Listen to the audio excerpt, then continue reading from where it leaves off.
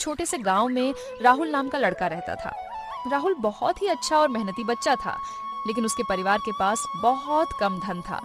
राहुल के पास एक प्यारी सी मुर्गी का बच्चा था जिसका नाम था चीकू। चीकू रोज राहुल के साथ खेलता और उसके छोटे छोटे कामों में मदद करता। चीकू, तू बड़ा होकर मेरे परिवार के लिए कुछ बड़ा कर पाएगा, मैं जानता हूँ। समय के साथ चीकू बड़ा हुआ और एक दिन उसने पहला अंडा दिया। लेकिन यह कोई साधारण अंडा नहीं था, यह सोने का अंडा था। सोने के अंडों से मिली दौलत से राहुल और उसके परिवार ने एक बड़ा और सुंदर घर बना लिया। उन्होंने अपने गांव में कई बीघा हरे भरे खेत खरीद लिए और अब उनके पास गांव की सबसे बड़ी कारों का संग्रह था। गांव की अधिकांश दुकानें अब राहुल के नाम से चलती थीं और पैसे और प्रतिष्ठा की वजह से लोग उन्हें बहुत इज्जत देने लगे। देखो माँ, अब हमारे पास अपने खेत हैं, अपनी गाड़ियाँ हैं, सब कुछ है जो इस पूरे शहर में किसी और के पास नहीं है।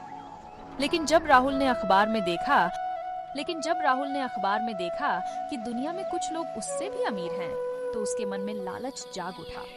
धीरे धीरे उसका लालच और घमंड बढ़ता गया और उसने चीकू पर जबरदस्ती करनी शुरू कर दी। चीकू दुखी होकर बोला, मैं तो तुम्हारे साथ बचपन से हूँ, थोड़ा तो मुझ पर दया करो। चुप रहो वरना। बेटा, याद रखो, लालच बुरी बला है, ये इंसान को बर्बाद कर देती है। चीकू कमजोर हो गया और अंततः उसने जादुई अंडे देना बंद कर दिया।